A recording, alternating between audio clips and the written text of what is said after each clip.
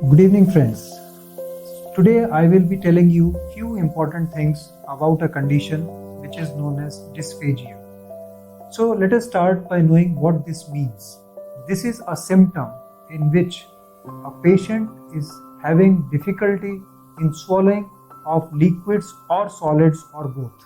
Sometimes in some condition it starts with dysphagia to solids and then progresses to dysphagia to liquids, and in some conditions it's the other way around, where patient finds it difficult to swallow liquids and then progresses to solids. Now there are many causes of this symptom called dysphagia.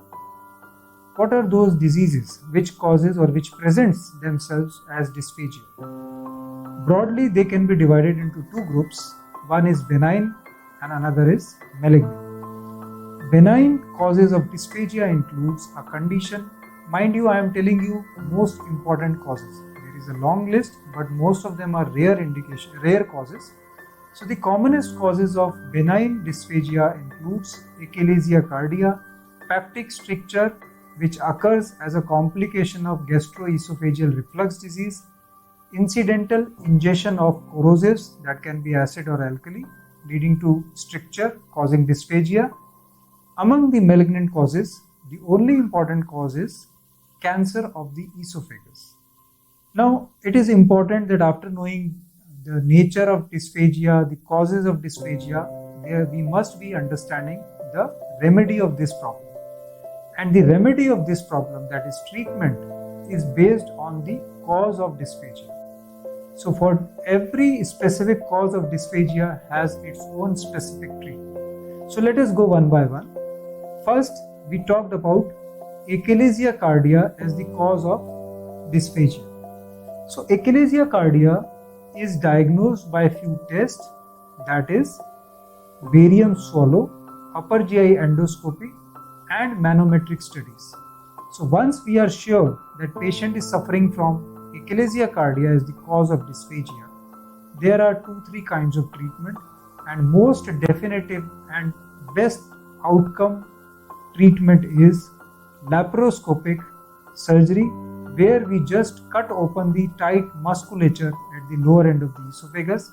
This operation is called as laparoscopic Heller's myotomy, and this procedure is added with anti-reflux component, that is fundoplication, partial fundoplication. Now there is another method of treating achalasia cardia, that is known as POEM, that is an endoscopic procedure. That is also a recent development in the treatment of achalasia cardia, and it is done quite commonly. But the difference between laparoscopic and POEM is that in POEM, the component of reflux, anti-reflux, is not added. So after POEM, there is a higher incidence of reflux disease. In surgical, that is laparoscopic surgical treatment method, which takes care of that. So by and large, if you want to compare these two modalities, laparoscopic surgery is better than POEM as of now. Second common cause of dysphagia is peptic stricture, again a benign condition. It occurs as a complication of gastroesophageal reflux disease. Now once patient is having this reflux disease for quite some time, when I say some time means significant number of years, untreated, it leads to stricturing or narrowing at the lower end of esophagus, which causes dysphagia. This condition, which can be treated again by two methods, one is endoscopic dilatation and another is surgical treatment. Again, the surgical treatment is done laparoscopically. Out of these two, the treatment of choice would be dilatation, unless it fails or unless we have a doubt of development of cancer in that stricture. In these two conditions, that is, one when endoscopic dilatation fails, or if we have a doubt of cancer, the treatment of choice is essentially surgical, which in most of the cases is laparoscopy. The third important cause of dysphagia is corrosive ingestion. By corrosive, I mean that incidentally sometimes or sometimes because of suicidal intention, people ingest corrosive, that is either in the form of acid or toilet cleaner, that is mostly an alkali, which causes injury to the esophagus and thus resulting into stricture formation, which presents as dysphagia. The treatment again is two types, endoscopic and surgical. It is better to start with endoscopic dilatation. If it works, it is well and good. But if it is not amenable to endoscopic dilatation, then the treatment is largely surgical. Now coming to the malignant cause of dysphagia, that is cancer of the esophagus.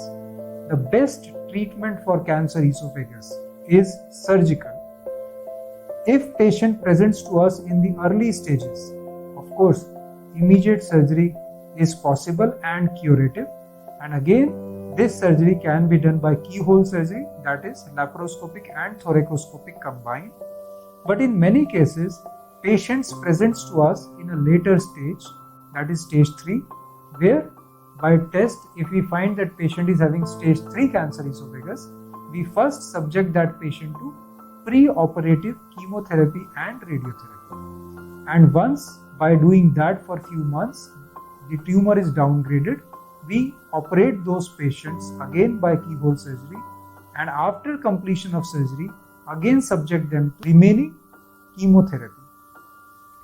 But there is a subgroup where patient presents to us in stage 4, that is the last stage of cancer, and in this unfortunate group, the only treatment most of the times is palliative. That means to ease out the symptoms. It does not increase the quantity of life but the quality of life.